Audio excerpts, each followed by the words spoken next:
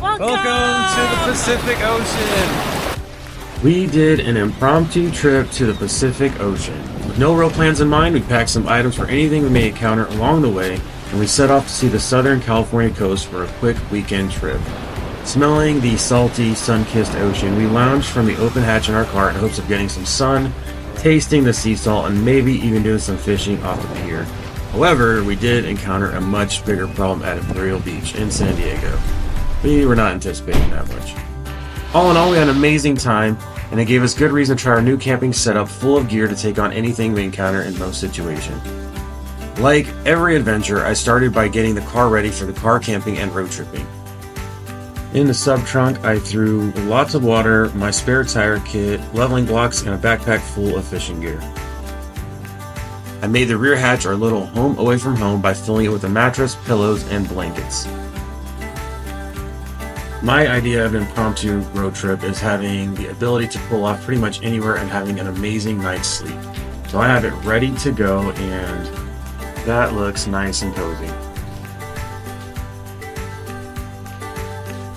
Now to load up the electrical port, window covers, and my camping box that I preloaded with pretty much every camping supply you can imagine. I am super excited that I upgraded to the Yakima EXO SwingBase for our traveling and camping needs. It makes getting in and out of the hatch way easier, and there's plenty of easy access to our gear. I'll go over all our full gear later on in another camping trip.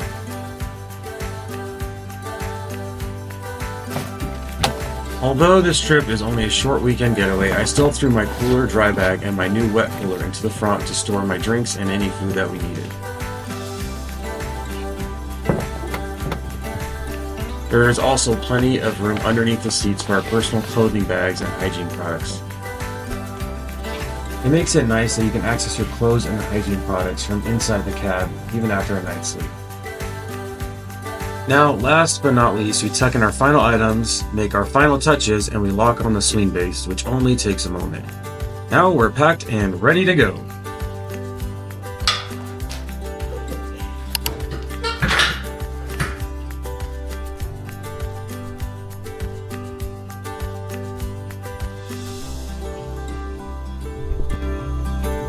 We set out heading west from Surprise, Arizona with Imperial Beach, San Diego as our final destination. After we loaded up the coolers with ice, drinks, and food, we set sail in the afternoon, planning on stopping somewhere to set up camp and sleep along the way.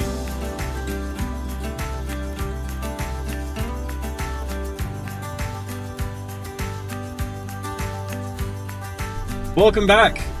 We decided to do a random trip to California. I said, let's go fishing at the pier. So we're going to go to the San Diego pier and go fishing, but it's getting late in the day. So we're just going to drive and find a place to camp in the meantime. So right now we are just leaving. We're actually in Buckeye, Arizona, and we're heading on the I-10 west towards California. See if we can see some stars tonight. We're going to look for some stars and a place to camp. We don't really have any real plans. We just kind of have loose plans. So we'll see what happens.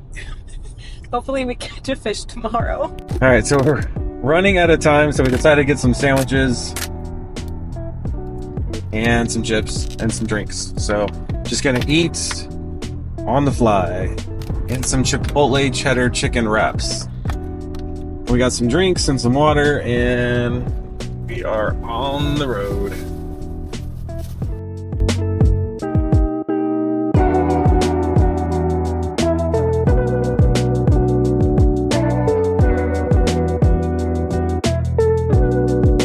Alright, so we're on our way to Yuma. Just trying to figure out where we're going to stay. Initially, so we're driving towards Quartzsite, Arizona, the Arizona-California border. We were going to go on the Salton Sea and stay the night over here somewhere. But I think we're going to call an audible and drop south. We're going to go south to Yuma. We're going to go south right next to the Mexican border and probably stay. There's Jacumba Hot Springs or Ocotillo, or if not, we're going to go into Cleveland National Forest. So I think we're going to stay the night. We're going to find a place to set up camp over here. So we're running out of time, but you know, we'll just figure it out. So instead of going west, we're going to drop down south to Yuma.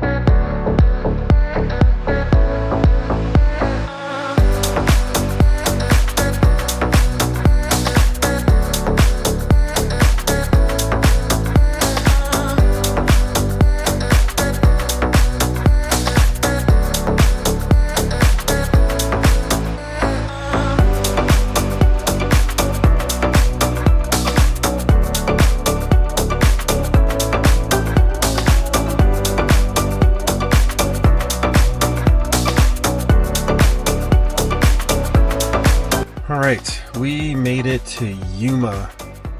That was like 3 hours worth of driving, and then we had to do a little extra detour because the train was taking forever. So here we are. It was the first time, by the way, I ever parked with this new cargo box. So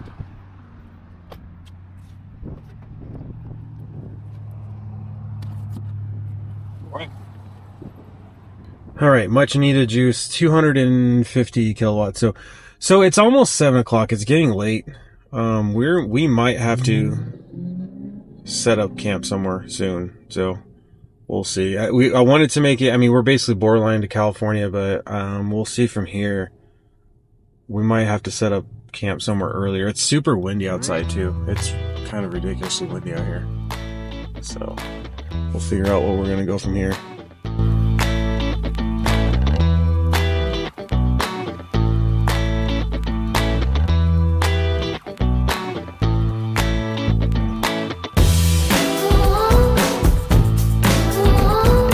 So we way overcharged. We ended up eating at Burger King. We're trying to figure out where we're gonna go. We were gonna stay the night at Glamis. It's kind of windy out here, so I was a little concerned about being out in the desert in the wind. So we way overcharged. We're in like 96% or something like that.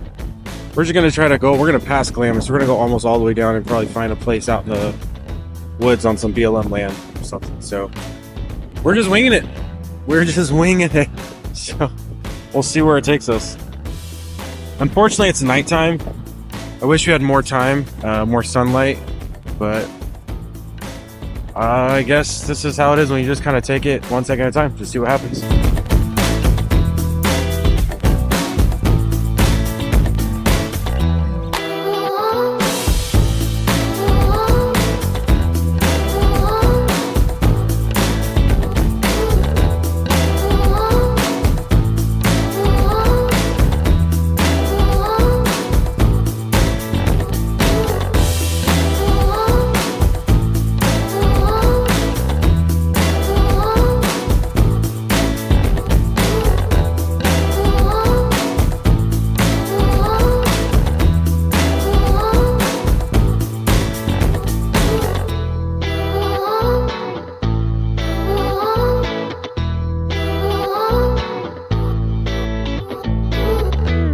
All right, welcome to El Centro Supercharger. We made it down here. We really didn't need a charge at all, but we're going to try to make it all the way down to the Otay Preserve, and we're going to camp here. So we're at 65%, and I'm only going to get it to like 80%, just so we have enough to get from El Centro, way over here, all the way down to Otay, camp for the night, and then we'll go to San Diego in the morning. So let's get it charged real quick.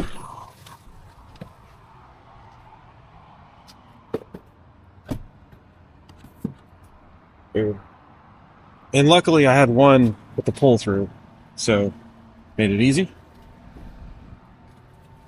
But there are not that many superchargers over here. So, but we're not gonna get good charging kilowatts an hour, but we're gonna try to just make it all the maybe 80%ish and take it from there. All right, and just like that, so we went all out. We're at 89%. And the logic behind it is we're going to go down to, let's see, it says we'll get to the Otay National Park Reserve or whatever. It's not a national park, it's just a reserve. 46%, and we'll car camp there, and it's about 1% an hour. So even if we subtract 10% from that, we'll have way more than enough juice to get to the Chula Vista. This thing says 41%. I'm anticipating maybe we'll get there like 30%. So way more than enough juice. I think we're good to go. Ready? We're going to just find a random place to stop at in BLM land and just stay the night. Go. Do it.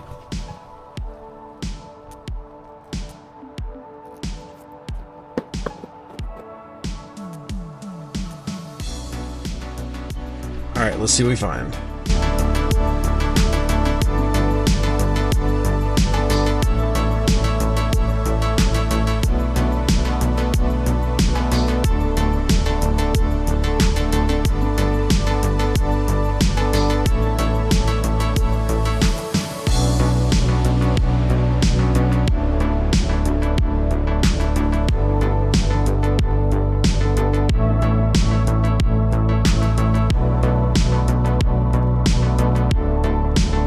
After driving throughout the night, we inched closer and closer towards the Pacific Ocean. We planned on getting the majority of the driving done, so we passed various camping areas along the way. I figured that I wanted to be closer to the beach when we got up. So the plan was to stay at one of the last stops furthest west, the Otay Open Space Preserve. I did some research, and this is open BLM land, and it says it's good for dispersed camping, and it is open year-round. Unfortunately, we ran into our first major obstacle when we arrived late at night just to find it completely gated off. And we definitely were running out of options as we got close to the heart of San Diego.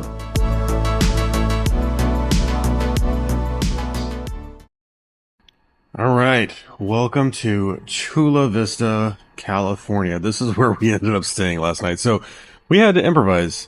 Last night we tried to stay at the Otay Preserve. There's BLM land out there, and I checked online. Everyone says it's open all year round, and we were just going to car camp out in the forest. It was a gorgeous spot. However, all the spots were the gate were gated off, and they're dead bolted, so we couldn't get into the preserve. So I don't really know why they say it's open all year round. And it was kind of the last spot on our route to San Diego. So we were in Chula Vista, and there's, if you know, in California, it's really hard to find camping. It's hard to find places to park. So we are actually in a hospital. We're in a hospital, and we found level 2 charging. So we said, you know what, we're going to charge. I set it down to like 19 amps, where I just did a slow charge all night. And we just charged all night, and we just slept in the car. So we just set up, just got some sleep, and this is where we improvise. So you know what? It's all good. We made the best of it. It wasn't too bad. Slept pretty well, and we're just like 10 minutes from the ocean, so we're gonna go see the ocean. Let's go do that. Let's get some breakfast. Let's go do that.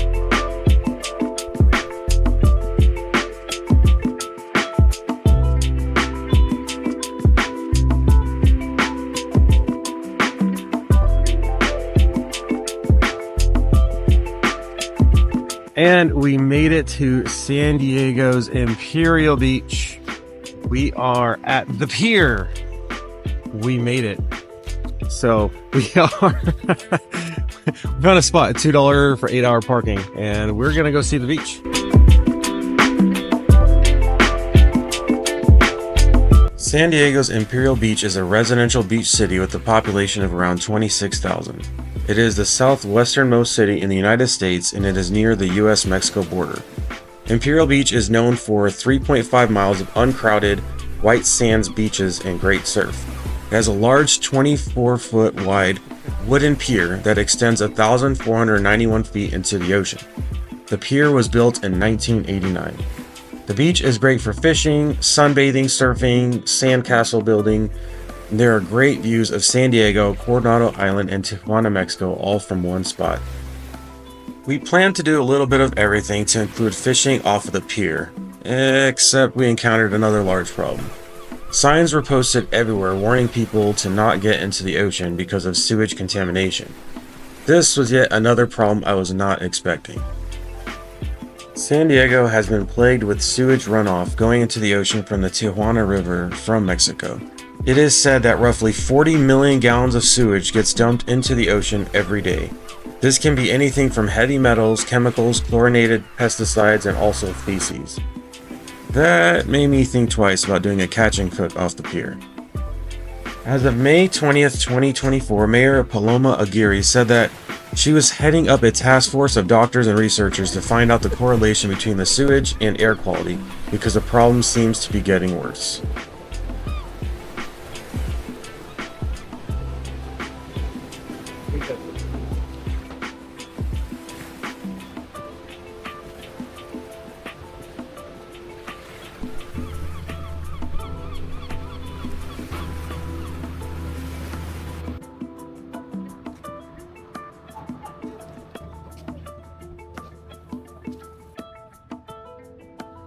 Well, we were still at a gorgeous beach after all, so we wanted to make the best of it. We weren't about to let another obstacle ruin our mood, so we opened the hatch on our car, and we took in the cool ocean breeze and listened to the crashing waves.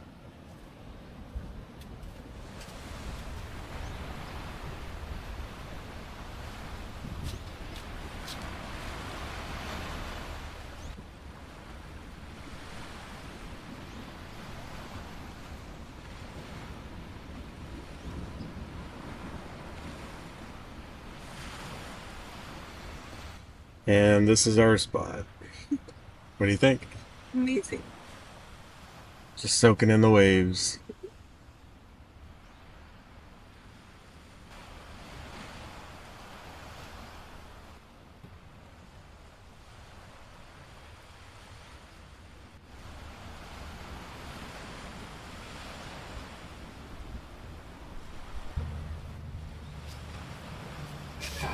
All right, we're gonna go get some tacos.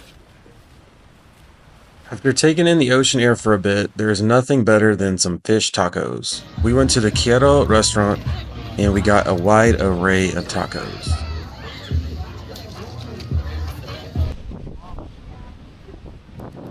We set out to absorb the warm sand and crisp ocean one last time as the sun had started to peek out a bit.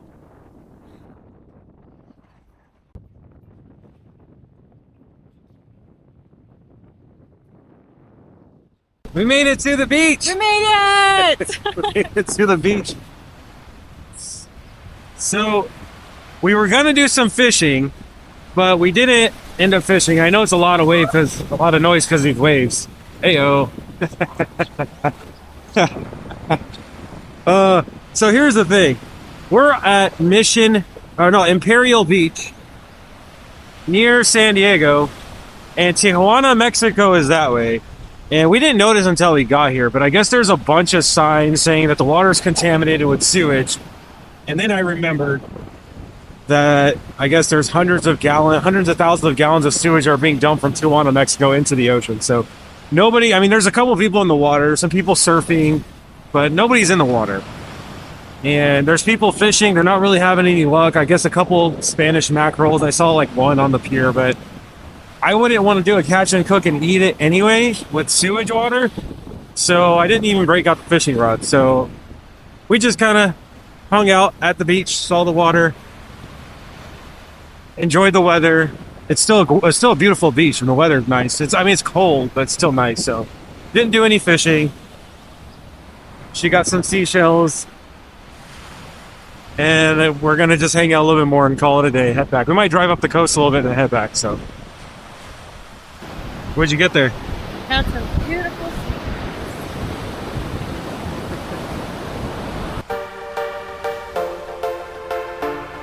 It really doesn't take too much to keep us happy and entertained, so we soaked it all in and made the best of our time before our drive back.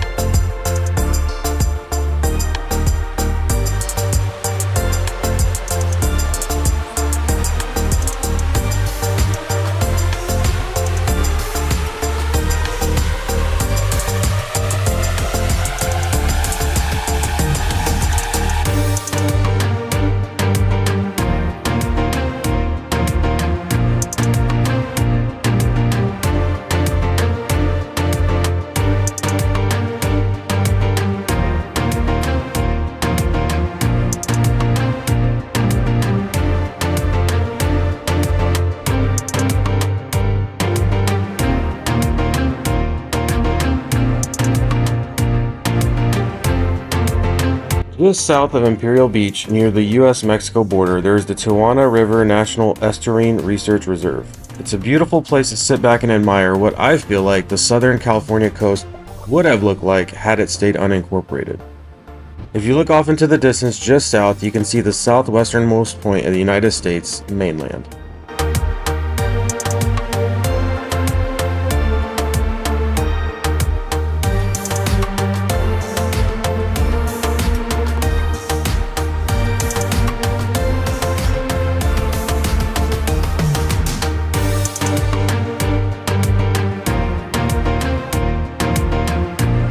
After soaking it in for a few minutes, we hopped back in our car and we started our drive back to Arizona.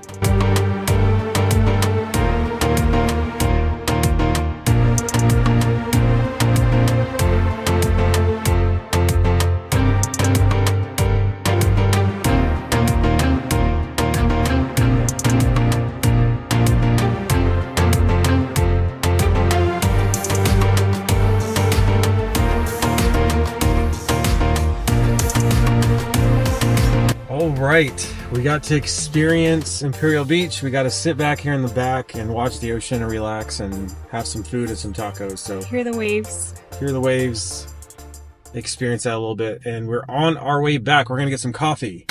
Where are we going? Where are we going? We're gonna go to Cafe 86 in Chula Vista. Cafe 86. We're going to get some coffee and then we're going to go back home. And we went to the southernmost tip of California-Mexico border. Where was that at? It was at the Tijuana National Wildlife. So that was pretty cool. We went on the very far southwest corner. Southwest corner of the United States. Cool.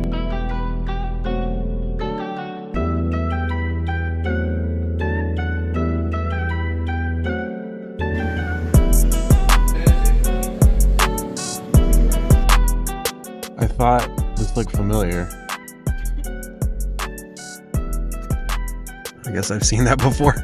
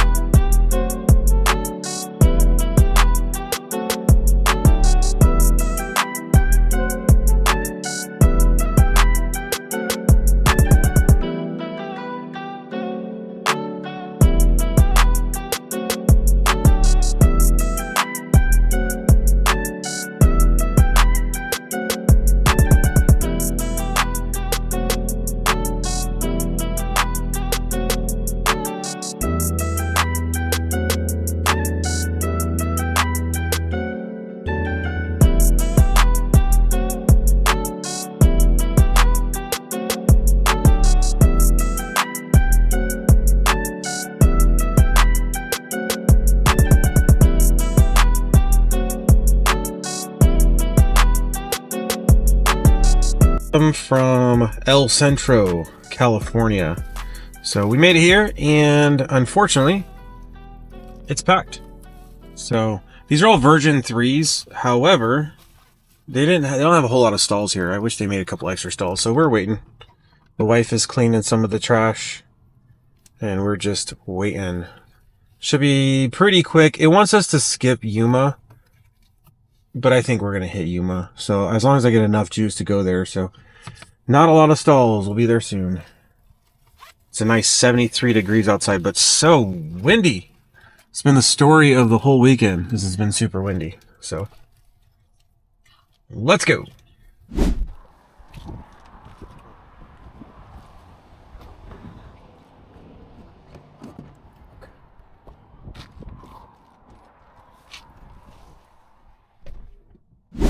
All right, and just like that, 114 kilowatts. This thing wanted me to go to Yakima Supercharger, which is a 250 kilowatt, which is a nice one. But I said, nope, I'm going to go to the 250 in Yuma, skip Yakima, go to Dateland, which is a brand new, pretty sweet, huge supercharger. And why not? I say it's enough to continue trip. Ready? Mm-hmm. Let's go. Whew. Oh, no. All right. Off we go. Yuma.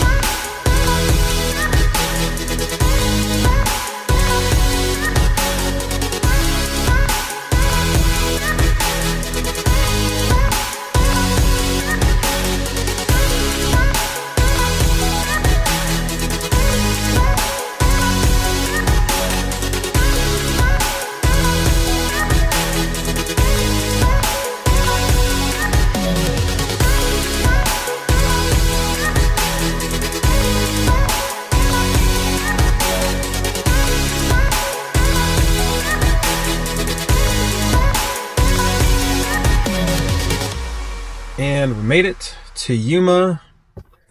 Nice 73 degrees. We've been here before. All right, let's see if I have enough space in here, and plenty of space. Let's see if I can reach it. Oh, I'm getting a little better at that. Let's see, it's kind of tight. So I'm getting used to driving this box. It's my first road trip with this box. I had the other one. So we're gonna be here really fast because we're gonna go to the Dateland Supercharger after this. So getting full juice. Full juice. And boom, just like that. That was really fast. We got to 40%. Says we're gonna get Dateland with 9%, but that's a much bigger supercharger. So that one is all brand new, all new stuff. Bunch of version 3 250s. We're gonna blast it over there. We were thinking about getting some food here, but I think we're gonna go to the new one.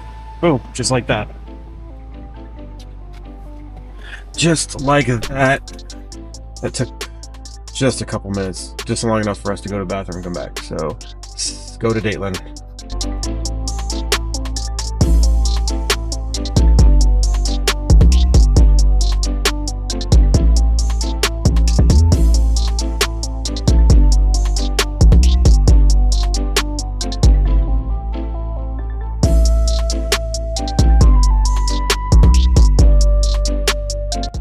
And welcome to Dateland, Arizona. Now this is the big, brand new, all level 3 version 3 superchargers. I was gonna swing by this one. So this one's pretty cool. I mean, we don't need to be here for too long. We might grab a sandwich or something, but this one, it says 20 minutes and we can make it all the way home, even though there's another stop in Gila Bend and Buckeye, Arizona. But I said, you know what, whatever, let's go check this place out.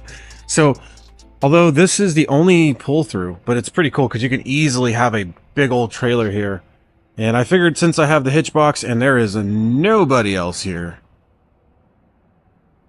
I'm going to take it anyway. So just to make it easier. So hitch box in there. Boom. I figured even though we can stop and get juice in Gila Bend or Buckeye, we are in Dateland, Arizona. And there's actually an EA station over there too. I feel like I like seeing the EA stations. I like seeing their, you know, bright green and other electric cars in the area. Makes me happy. So this place is pretty sweet. It has all this cover. So if you're crossing over from Arizona to California, shade is king because it gets so hot. Look at that. It says Tesla up there. I love it. That's pretty sweet. But shade is king when it's like super hot out here. So I love the fact that it's shaded. There's a pull through over there. If you have a big old trailer, there's a ton of stalls, all version 3. And then out in the distance, you can't see it because it's nighttime. There's a bunch of date palms everywhere. But I like it here. Oh, this one's lit. That one wasn't lit. Let me see this one. So we're the only people here. There's nobody in Dateland. I think there's just because there's so many stalls. Like Ehrenberg has a ton of brand new stalls. Quartzsite has a bunch. There's a lot of them in this area, which is good because now they're opening up the network. So look at this. This is cool. I like that. It's pretty cool. So here we are, Dateland. You got shade, and we get electricity from solar too. So that's pretty sweet. Driving off the sun. Anyway, 20 minutes is more than enough to make it home. We might just grab something from here really quick, maybe a sandwich, some chips, and we'll have probably too much juice. There's no reason to stop in Buckeye, so let's go.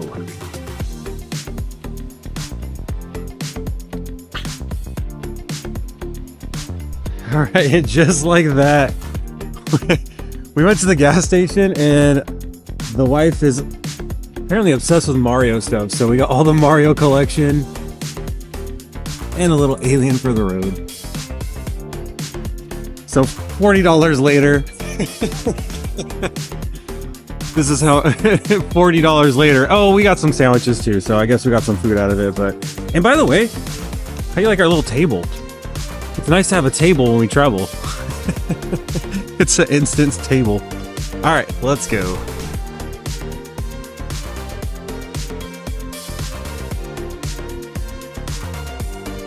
That was fun.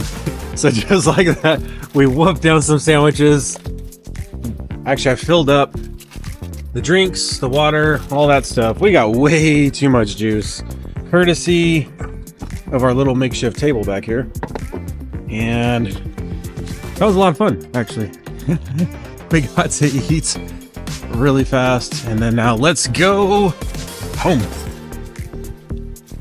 Next stop, home.